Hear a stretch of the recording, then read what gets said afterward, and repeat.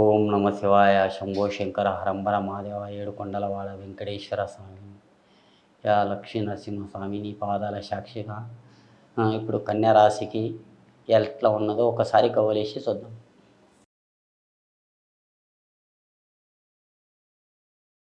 కన్యా రాశికి కవులు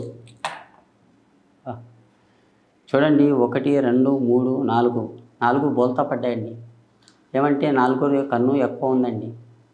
4 ఎడుపు చాలా ఉన్నారు. ఒకరు సహాయపడతారండి. అప్పుడన్నా చెప్పారు కదా, అంతా ఖాళీ అయిపోయినా కానీ దేవుడన్నా కాపాడుతాడని చెప్పారు. ఆ దేవుడు తప్పకుండా ఒకడే మీకు తప్పకుండా సహకారం చేస్తాడండి. ఆడపిల్ల లక్ష్య కళ. మీరు పుట్టినింటి కానీ మెట్టినింటి కానీ దళితుని కాదమ్మా. మీరు ఇద్దరికి లక్ష్య పుట్టుకొని ఉన్నారు. కన్యా రేఖ మంచిగా ఉంది మీ పేరు మీద. కానీ మీరు పుట్టారు కానీ అదృష్టం రేఖాటంలో బాగుంటుంది. మీరు పుట్టేటప్పుడు మీరు తల్లి కానీ తండ్రి కానీ గండం యమగండం ఉంది. కానీ అలాంటి గండం కూడా తొలగిపోయినాయండి. కానీ మీ అదృష్టం రేఖాటంలో మీరు చేసే పనుల్లో కానీ ఇప్పుడు మీకు ఈ చదువు జ్ఞానం బాగుంటుంది. ఈ చదువు కోసం కానీ మీ జాబ్ కోసం కానీ మీరు ఒక మెట్టు ఎక్కాలనుకున్నా కానీ మీకు మంచి గడియలు ఉన్నాయండి. కానీ ఎక్కినా కానీ మీకు మంచిగా ఉంది, కానీ చెడు ఏం లేదు. కానీ తొందర పడవద్దు, నిదానం చేయండి. మీరు ఎంత నిదానం చేసుకుంటూ వస్తే అంత మంచిగా ఉంటుందండి. నిదానం చేయండి అమ్మ. నేను అనుకున్న పనులు కూడా అవుతుంది. మీకు కళ్యాణం గురించి అంటారా? నేను అనుకున్న పనుల్లో లవ్ మ్యారేజ్ చేసుకోవాలి.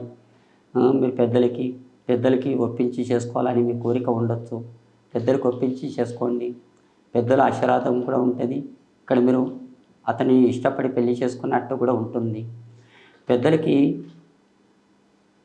ఎతరించి మీరు పెళ్లి చేసుకుంటే ఏడరకు సినిమాల్లో ఎన్ని చూస్తున్నారు మీరు కూడా, మీకు కూడా తెలుసు. ఎన్ని జంటలు విడిపోతున్నాయి, ఎన్ని జంటలు కలిసి మంచిగా ఉంటున్నారు. అలాంటివి మీ జీవితంలో మా జ్యోతిష్యంలో దీంట్లో ఉన్న కాడికి నేను చెప్తున్నాను. అదృష్టం రేఖాటంలో కూడా బాగుంటుంది. మీరు ఏ పని చేసినా కానీ మంచి కడియలు ఉన్నాయి.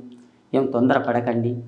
కానీ నలుపు వస్త్రం, నలుపు డ్రెస్ కానీ ఇతర వాళ్ళకి ఇవ్వకండి. మీరు ఒకరికి బట్టలు దానం చేయండి, వేరే బట్టలు దానం చేయండి.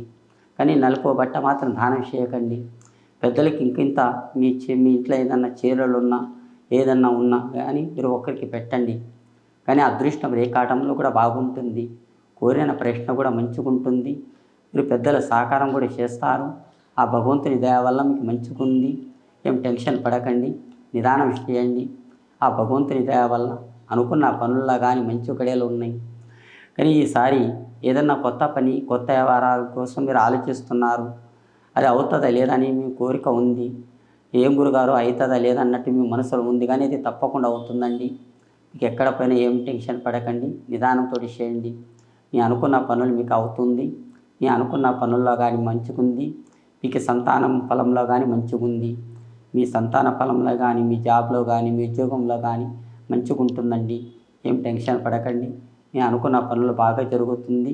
ఆ భగవంతుడు ఇచ్చిన అన్నం పట్టకం కరువు లేదు. మీరు ఏ పని చేసినా కానీ బాగుంటుందండి. ఏం టెన్షన్ పడకండి. ఆలోచన రేఖాటం చేసే పనుల్లో కానీ ఈసారి మీరు ఏదైనా కానీ నిదానంతో చేయండి. మీరు ఎంత నిదానం చేస్తే అంత మంచిగా ఉంది ఈ పేరు మీద. అనుకున్న పనుల్లో కానీ ఈ రాశి వారికి చాలా మంచిగా ఉందండి. కానీ మీకు మీ ఇంట్లో ఏదైనా కొత్త వ్యవహారం కూడా జరగాలనుకుంటే అది తప్పకుండా జరుగుతుందండి.